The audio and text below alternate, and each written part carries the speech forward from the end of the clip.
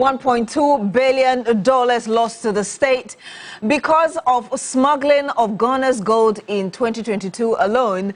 The government seems to want to hold the bull by the horn through its gold board. Just last month, the president assented to the Ghana Gold Board Act 1140-2025, paving the way for perhaps a strict contract of Ghana's a strict control rather of Ghana's gold, how gold moves around in Ghana and beyond, to ensure that the country gets the best out of mineral resources. This is expected to also translate into the overall well-being of the economy.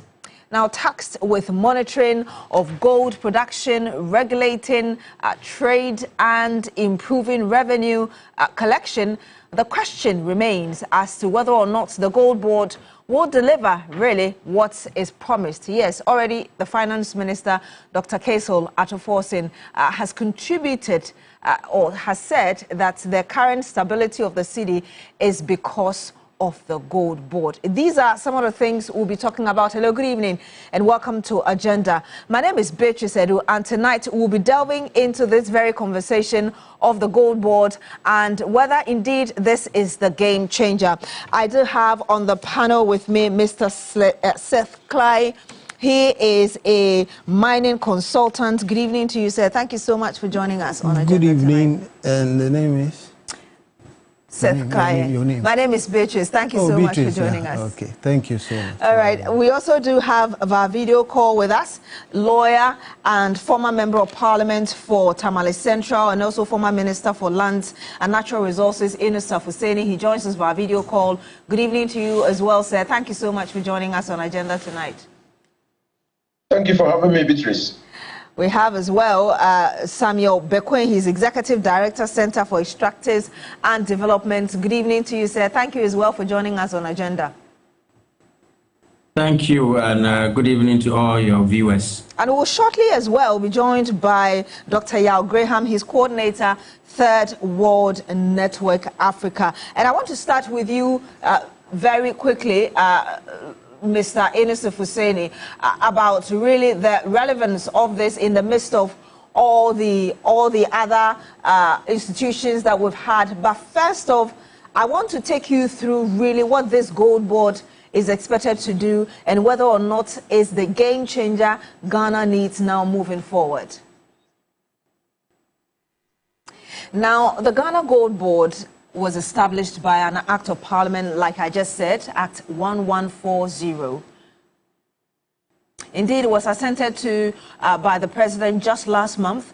The gold board also is established to monitor, oversee, and undertake the buying, selling, and export of gold and other precious minerals, promote value addition to gold and other precious minerals of the country, to support responsible mining and accumulation of gold reserves by the Bank of Ghana, and generate foreign exchange and provide for related matters.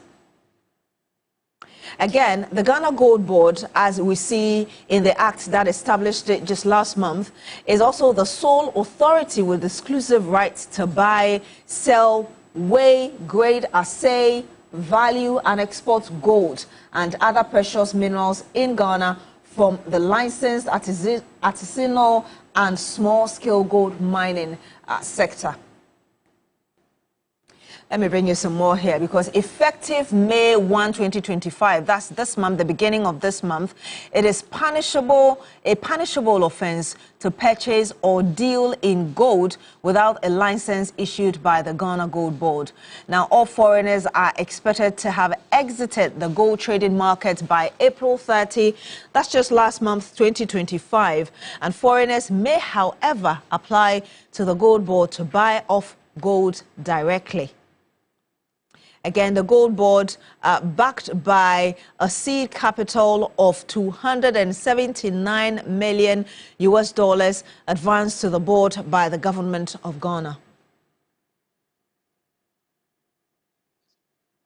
Now remember that we're also streaming live on 3FM 92.7. Send us your comments and we'll read them back to you. So I'm coming first to you, like I just said, Mr. Inisa Fuseni, and we have had the Minerals Commission, a regulatory body. We have had the PMMC assaying, buying, etc. prior to the gold board.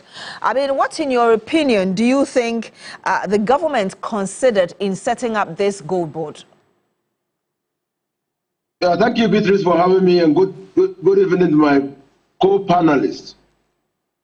Now, the first thing to say is that the gold board has taken over the functions of the PMMC. PMMC itself was established because in 1989 we legalized small-scale mining. So you needed an institutional mechanism, a platform, where gold won in Ghana could be sold to. I mean, if not, there was no institutional platform for the buying or trading in gold.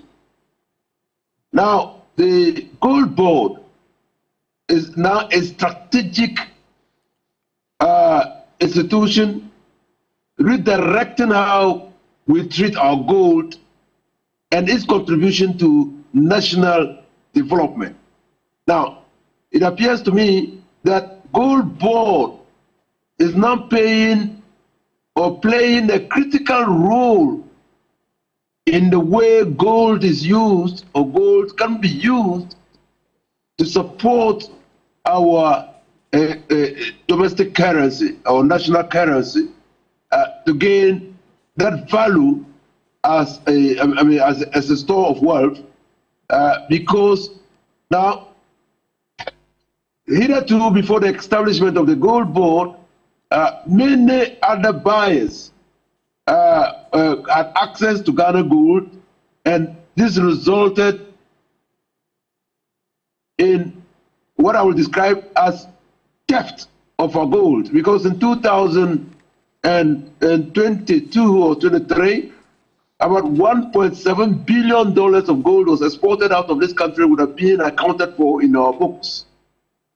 Now, so what gold board is doing presently is reconstituting itself into a single monopolistic institution that has been established to deal exclusively with gold won in Ghana from the small-scale and artisanal mining operations, and also deal with the established large-scale gold mining companies for the purposes of, if you want, converting, which is allowed by the law, part of our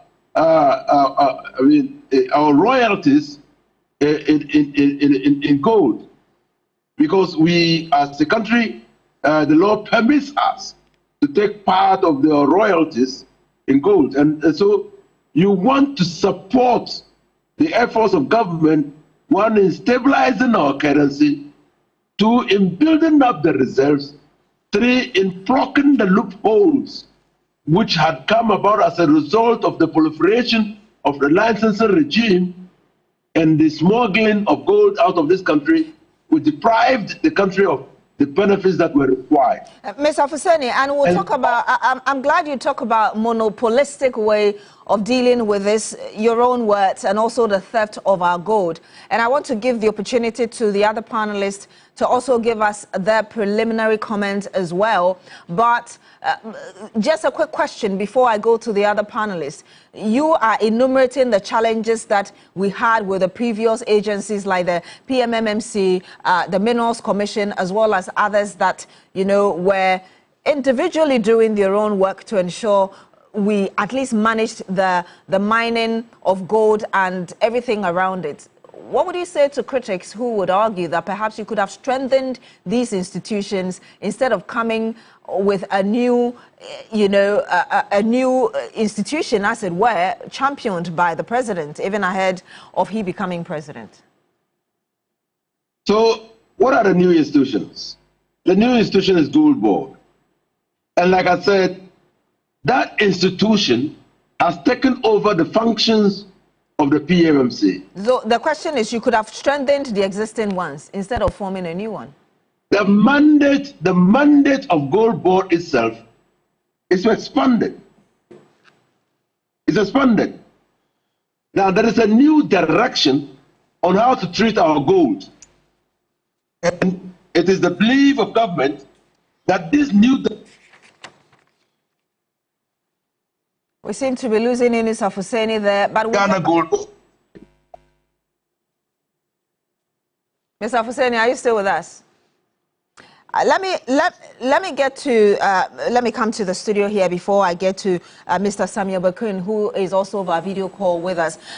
Mr. Clay, I'm sure you heard the submission by lawyer Yunus Hussaini there. What's your own understanding of how he is, justifying this whole initiative by the government to sanitize our system? Well, basically, the idea of creating this gold board, it's a laudable one. And it's a laudable one because the gold market has not been regulated for a long time. Well, these statistics of about 1.7 billion lost in revenue in 2022, this is not the first time.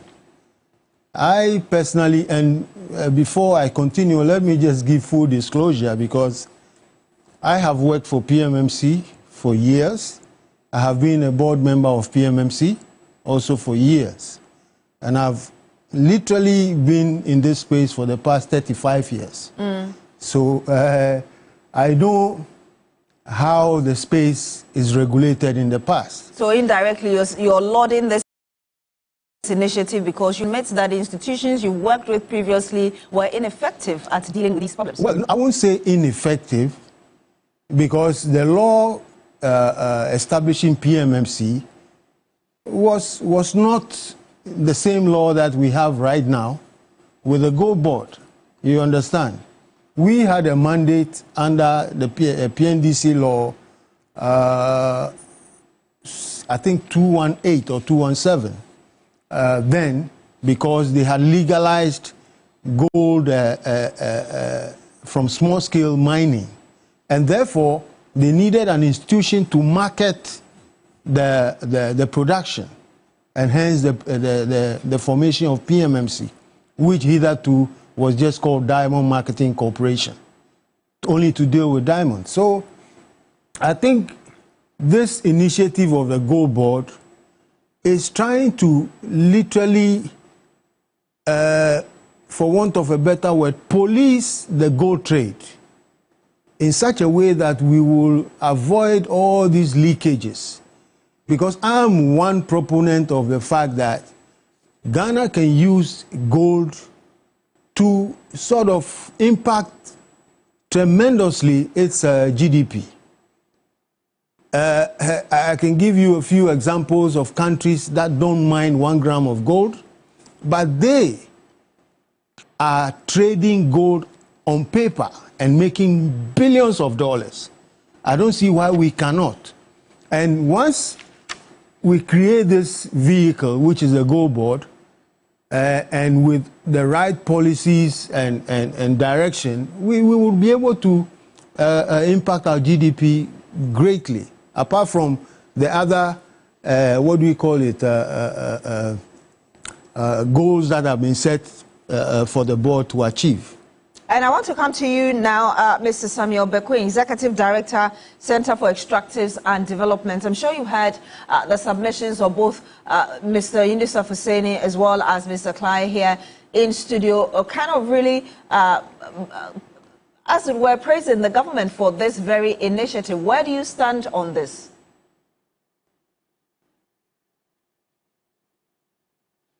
Hello, Mr. Bakun, can you hear us?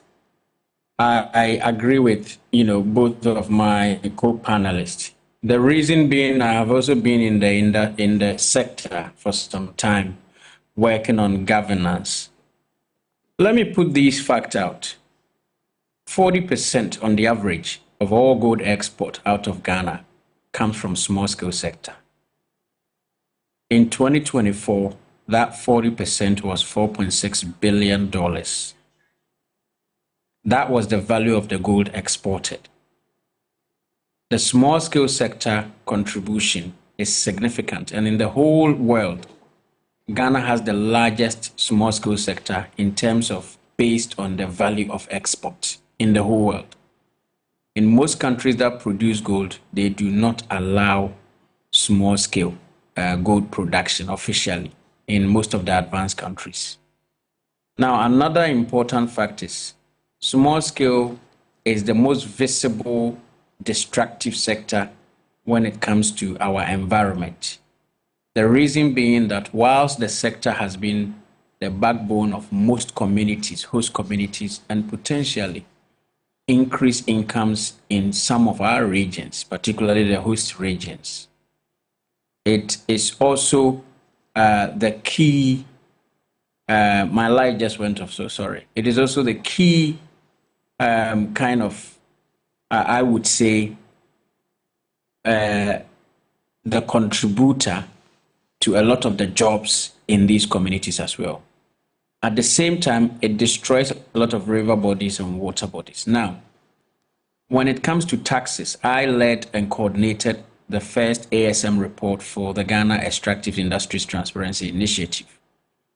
And I can say on authority that out of 108 companies, small-scale companies we reviewed, only 9 of them paid some form of taxes. So when it comes to direct taxes, small-scale payment is also very low. And it is because of the context. First, it is because their activities are very informal. Even where they have license to operate, they can just, because they do not do what we call mineralization or exploration information, they do trial or luck, try and error style of digging. And when they dig and they get gold, good for them. If they don't, they move faster. That is another issue that we have when it comes to small scale. So you may follow a small scale company to want to collect taxes. By the time you realize he has mined and left the place, you wouldn't be able to. All these we are losing. And then at the point of export, we were also losing. The reason we were losing was that we have always learned that gold provide foreign exchange earnings for Ghana.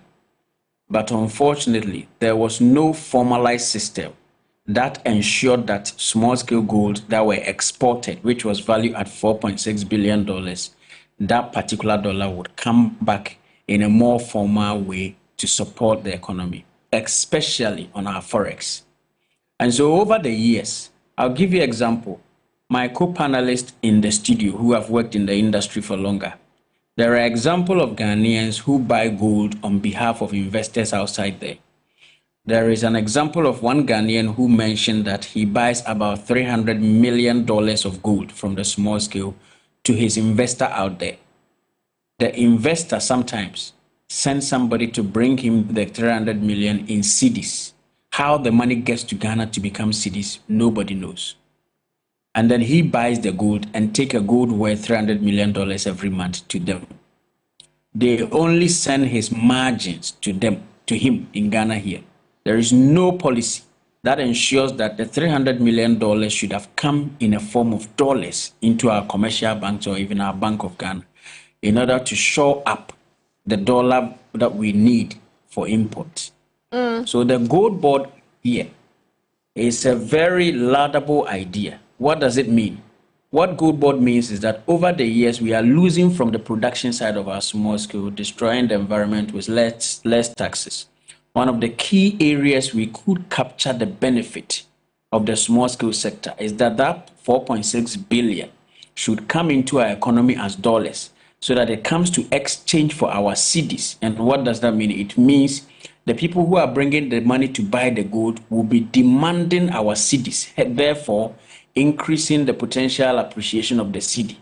And then once they demand our cedi, we will have enough dollars to store so that you and I, who wants to import certain goods into the country, would have access to the dollar. Was that not what what the former Vice President Dr. Mahmoud Bawumia tried to do with the gold for oil, where we're using cedis to buy gold locally and then selling it on the international market for dollars, or directly exchanging that for oil? Beatrice, that is a very good question, and let me explain this. Under the gold for oil, on paper, it was a brilliant idea. However, in practice, it was not implemented as such. You can ask, where are the monies that Bank of Ghana invested? About 2.4 billion, according to Bank of Ghana report, cedis. Where are those monies now as we speak? And we as civil society have to demand accountability where those monies are as we speak. Those monies were targeted at the oil, the importation of oil. The question was, how could we guarantee, or why did we even need a middleman to do that?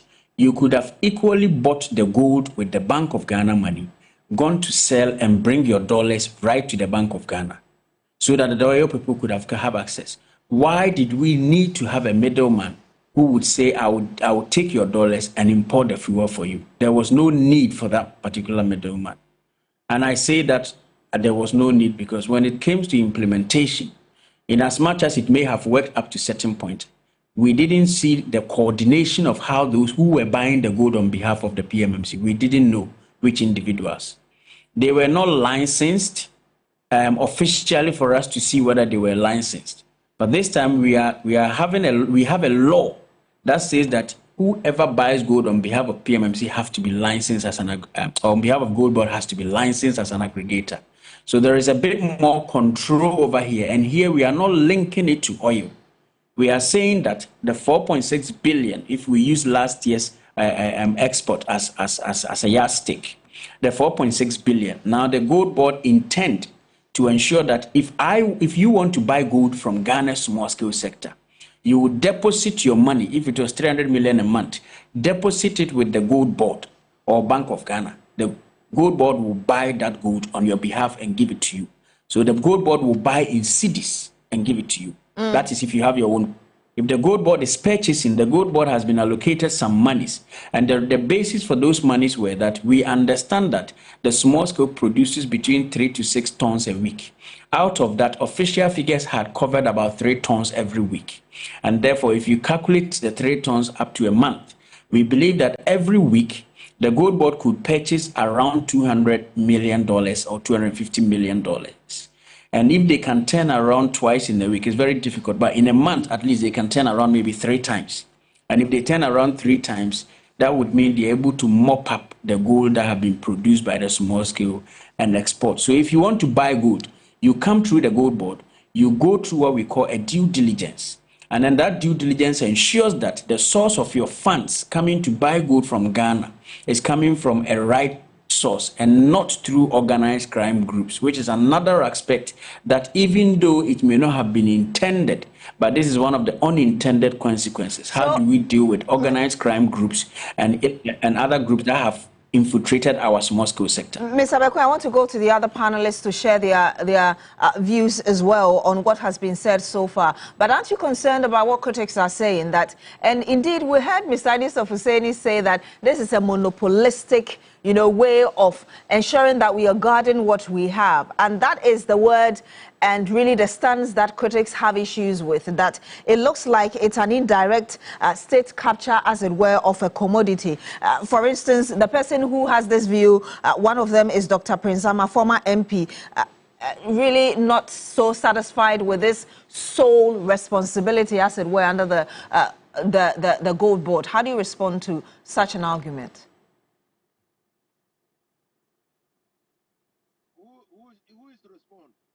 Thank you, Beatrice.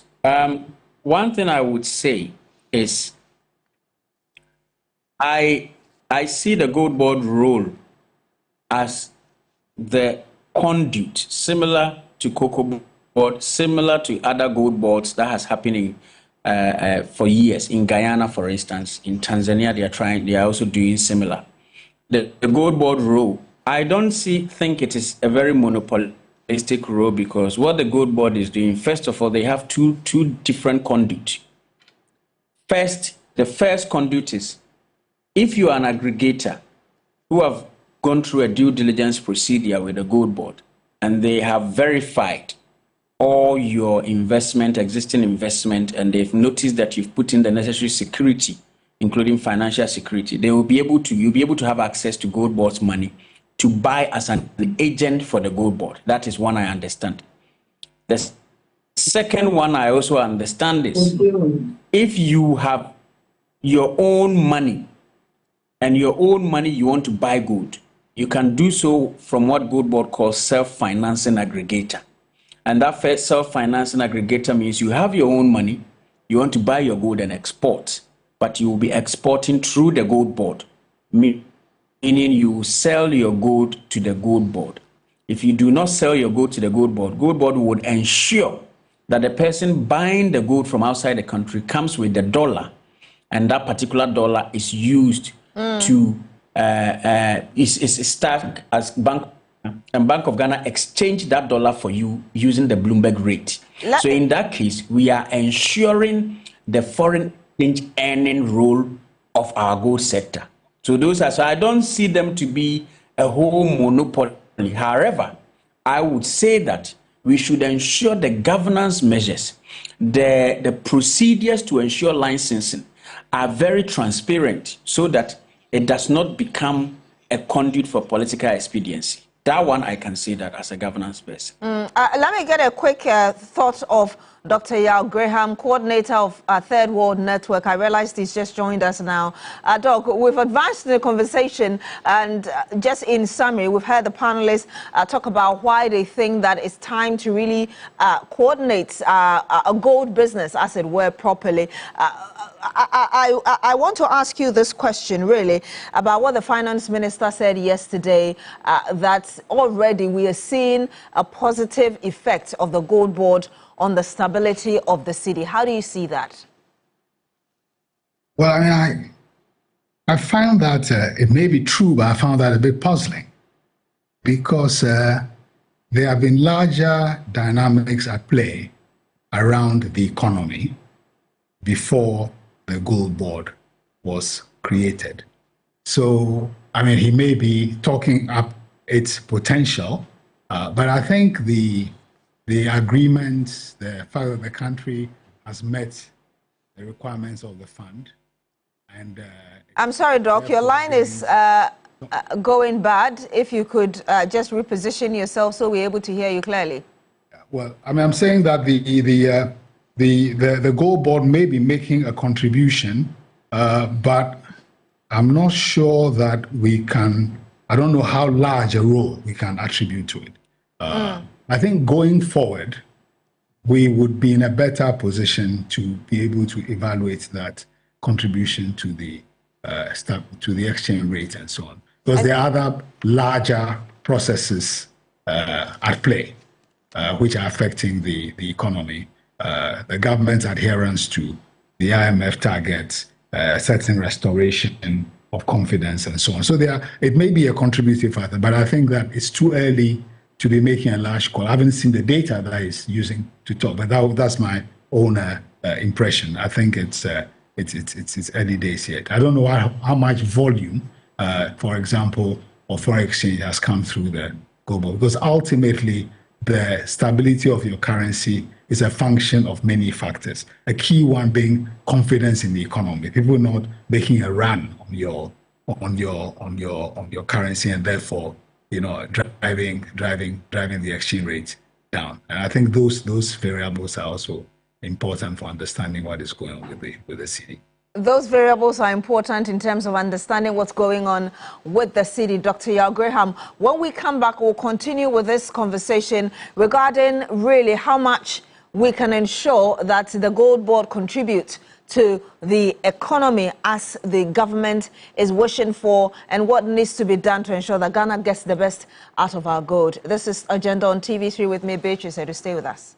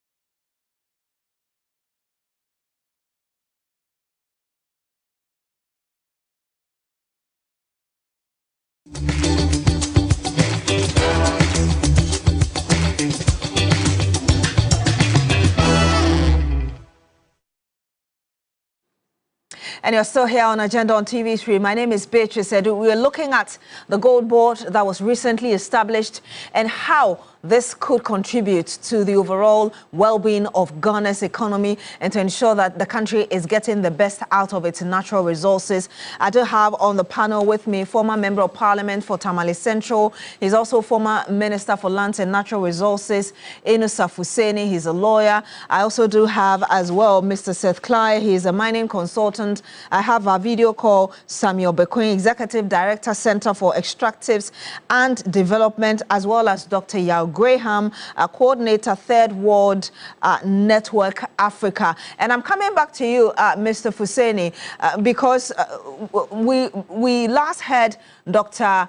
Yao Graham talking about how he wasn't too sure, that it was too early for the government to be attributing the stability of the city to what is, to the gold board. And I want to read to you what the former vice president said just at a program where he went to speak, kind of adding a bit more to what Dr. Yao Graham just told us.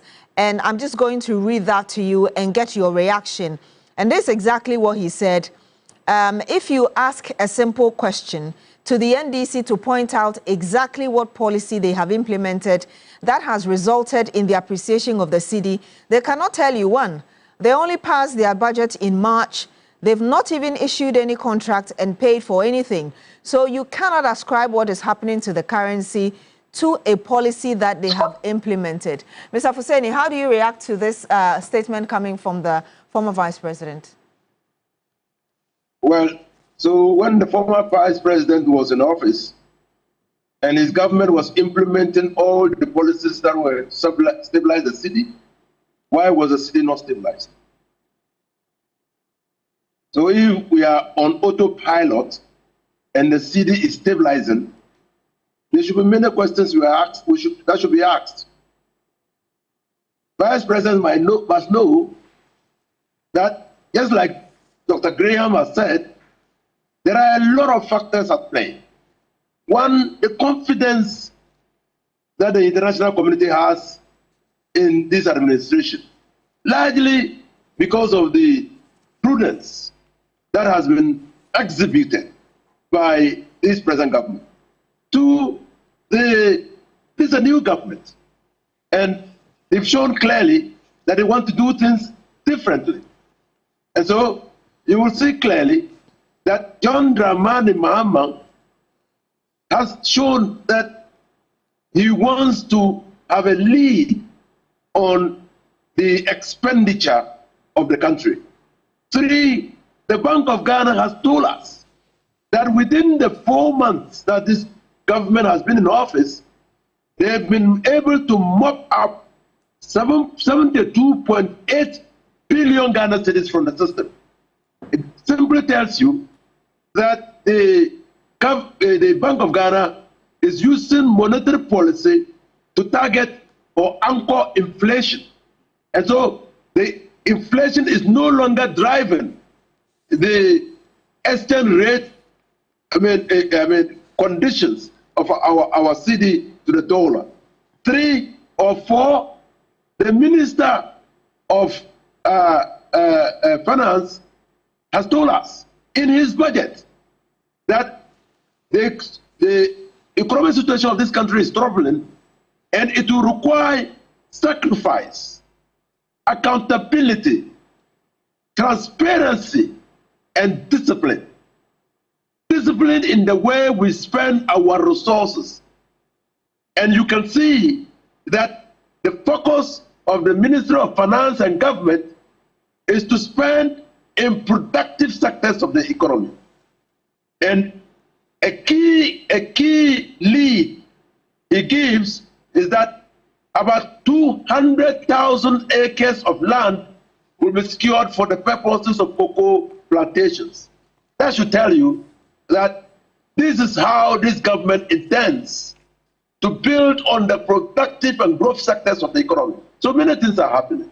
In fact, if for nothing at all, it is the congruence of the monetary and fiscal policy together with other external developments and the presence of the gold board that is working to ensure that the stability of the city is maintained. Let me come back. Let me come back and deal with what you said about Prince Ama. Every country reserves the right to determine how it wants to deal with its strategic natural resources. Every country. And for us, we want as a country to have absolute control, particularly on gold resources coming from the small scale and artisanal sector. So you obviously disagree with the former vice president? Definitely. I mean, we must be doing something different, or conditions are different under the NDC as they were under the MPP, clearly, and that is working to ensure that the city is stabilizing and gaining value against the dollar and other major currencies. It's so because if you look at the West African sub-region, other currencies are not performing, I mean, exactly the way the city is performing. So there must be something that is fundamentally interesting happening in Ghana. And now, just like McQueen said, the gold for oil is not exactly like the gold board, the operations of the gold board. One, the opacity or lack of transparency surrounding the gold for oil deal itself was a problem for many Ghanaians. Two, in fact, the $1.7 billion that was unaccounted for during the time that the gold for oil was in operation. And so clearly, what the gold board is intending to do is, when I say monopolistic, I mean people can have access to Ghana's gold, but they must have access to Ghana's gold through one channel and one channel only, through the gold board. So if you want to deal in gold, you must pass necessarily and by law pass through the gold board. We want to be able to track whatever resources and revenue that accrues to Ghana through the gold winning activities, especially from the small scale and artisanal sector. Three, we are also dealing with the moral hazard. McQueen has told you, small scale mining can be very destructive to the environment. We should not allow people to smuggle out our gold, destroy the environment, and we go around looking for resources to remedy or remediate what they have done. We must have control over our resources so that we can also deal with the ravages of small-scale mining. I will come back to you, Mr. Fuseni. I want to get a thought of Mr. Clay and then the other members of the panel. But let me read a few of your comments back to you. Lister Sika says, we love Ghana.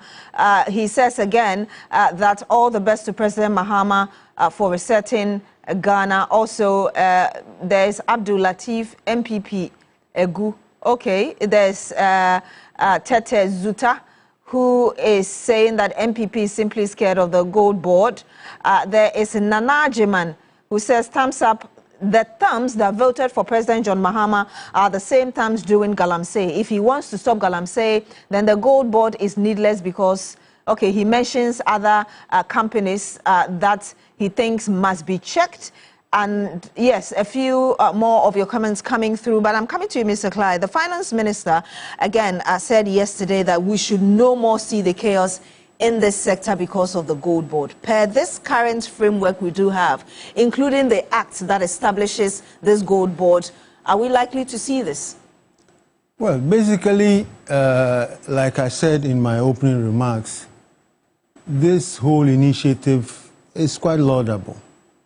Now, I have gone through the legislation that brought gold board into being. And I hope that maybe at a point in time, part of this could be amended. Because some of the clauses are quite worrying. Like which ones? They have a concept in that law that says that says that you cannot hoard gold. For me, it's that clause is neither here nor there. But if you look at the subsections of that clause you're referring to, I've seen it. Yeah. It talks about, it gives some caveat to it, that if you're using it for value purposes or, you know, for wealth and stuff, then you're not included. So what's your real problem with that? Well, so why bring that clause in if you have to caveat it? Because, you know, basically, I don't know anywhere in this country where people just decide to hoard gold. For example, we have the Ashanti stool that is backed by so much gold. We have the Ochini stool that is backed with gold and all that. So I think that clause is redundant.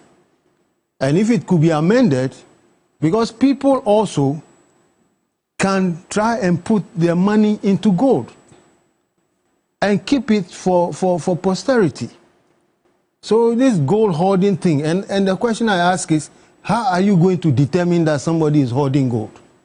Are you going to be ransacking people's, you know, homes to find out whether they have gold and to seize it? Or it's that clause is really worrying. But basically, the issue that the finance minister brought about not having this kind of chaos in the system, yes, it's true.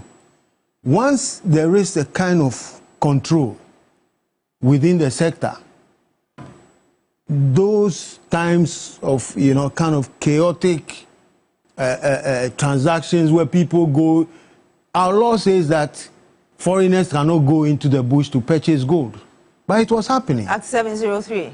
Yes, but it was happening. Recently, some Indians have been arrested, you know, for buying gold and having a lot of cash in the bush. If you could be wrapping up for us, so are you also concerned about the implementation of this whole thing, whether or not we are going to be committed to implementing it to the latter? Well, you see, I always say that Ghana has fantastic laws in this sector, in the gold and precious mineral sector. We have fantastic laws because these laws were actually put together by you know, looking at the laws for very advanced countries that are in this space. And so the law is there, but the enforcement, the implementation is where we are always found wanting. And I'm coming to you, Dr. Yaw Graham. Where do you stand on how we can make this a game changer, indeed, moving forward? We've just heard Mr. Clyde there talking about implementation of the law and the need to even amend the current act as we have it. Where do you stand?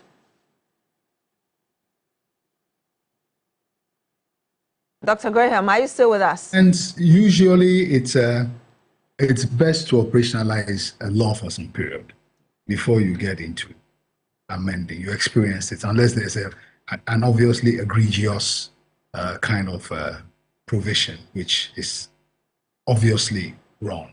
But more substantively, I think the gold board, its primary value is to rationalize the domestic gold marketing sector. But Honorable Fuzeni, I think some of the points that you made are a bit exaggerated, because the gold board is not dealing with all the gold that we produce in the country. I mean, there's an unspoken kind of cordon sanitaire put around the large-scale sector because of the contracts that they have. And the law talks about the gold board fulfilling the preemption rights that the government has. And I will be surprised if there's an intention for the gold board. In fact, it's kind of explicit in limiting its relationship with the large-scale sector to that preemption thing. The large-scale sector produces the bulk of the gold that is produced in this country, and they have freedom to sell and take, you know, their money out and so on and so forth. So the full control of the sector is not quite the way that it is being said, because the role of the gold board in relation to the artisan and small-scale mining sector is quite strong compared to the relative freedom that the large-scale investors have to take their things out. I mean, somebody could actually argue that there is a form of discrimination against the domestic the local producers. I'm not against the gold bar. I'm just making a point about the privileges that we take for granted with the large-scale sector. And I think in talking about how to optimize the benefits of the mining sector, whilst the gold board is a good initiative for rationalizing the marketing and related issues from the small-scale sector.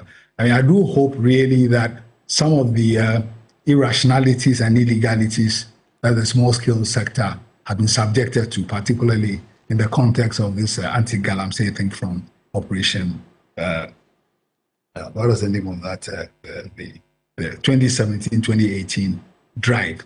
The setting of the gold board at least gives people a sense of comfort that the sector is now in a kind of predictable space, that their businesses also can have the same security that the large-scale foreign And if you could be wrapping up for us, Dr. Yaw Graham.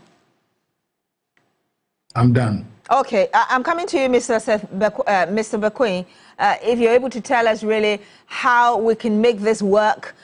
We've already touched on the law or the act establishing this, and really the management or the governance of it. And I'll be glad if you could add your final words to it as well.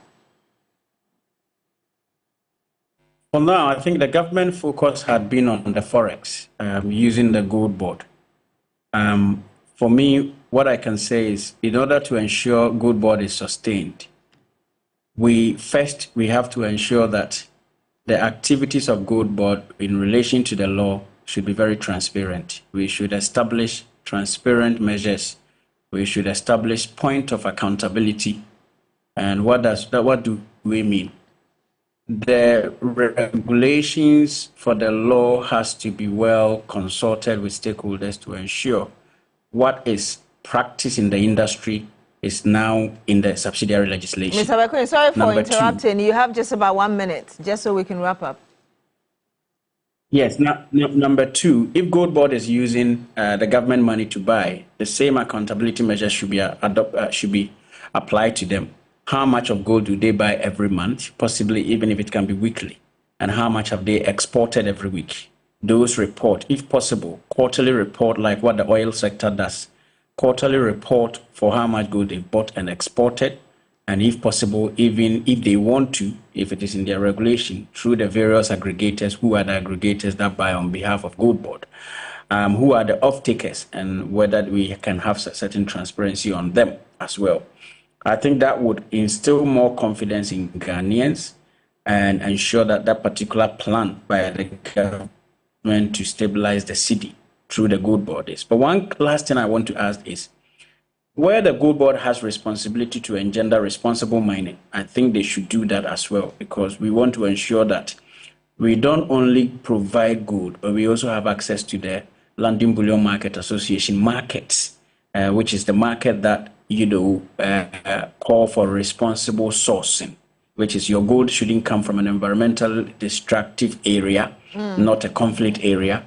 I will buy because you are doing responsible mining. And that particular market is bigger than even the current market we have access to. And I would entreat the gold board, they have that market as well. I want to get your final words, Mr. Fuseni, and then I'll get the final word of Mr. Clyde. Dr. Graham, I didn't say that the gold board's activities extend to large-scale mining. I said because of the preemption rights, gold board can decide that our royalties in large-scale mining can be taken in gold, and it's part of their mandate. Now, so no, the gold board is not to deal with large-scale mining. Now,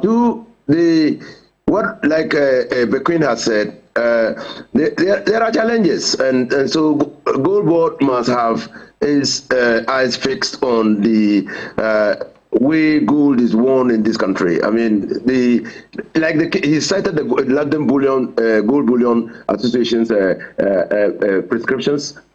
we can also look at the Kimberley process that deals with diamonds so that they can be tracked. We can follow up to see where the gold is coming from, what environmental degradation has brought about the production of the gold, and whether the gold is not like they used to say in Sierra Leone, whether it's not blood gold or blood like we had blood diamonds. Indeed. So yes, the gold board must be interested also in ensuring that when is buying the gold from people who have mined the gold through environmentally sustainable means or methods. Indeed, and I'm going to take the final word of Mr. Clyde, but let me just read just a couple more of your messages. Al Hassan Tahiru on YouTube says, Dr. Bawumia told us his gold for oil policy was going to help strengthen the city, but nevertheless, the city never appreciated, but went up to 17 cedis to $1. Surprisingly, today, Bawumia is claiming credit. Prince Henry Koforidia on Facebook says, good evening. If Dr. Bawumia has nothing positive to add to the good governance of His Excellency John Mahama, he should mute and watch and enjoy good governance. He continues with other messages and says that the gold board is a game changer. Mr. Clyde, what are your final thoughts? I think that the gold board has come to try and regulate the space as far as gold trading is concerned. And that is laudable. And we should give it time to roll out and see where we go from there. I was a little disappointed in not seeing a certain clause in the law. Which was? That law, that clause I thought should be part of it because, you know, mining destroys the environment. Which clause are you talking about? No, the clause is to charge a certain fee for land reclamation because the activities of the mining destroys the environment, and therefore there should be, it used to be there in the past. There was a 1% land reclamation fee that was charged on any purchases of gold from the miners. And that is set aside to go back and try and sort of reclaim the land that has been destroyed. So it is not late. Maybe they can think about it because we need that land reclamation fund to be able to apply it towards the reclamation of the dugout, you know, areas that have been destroyed as a result of mining.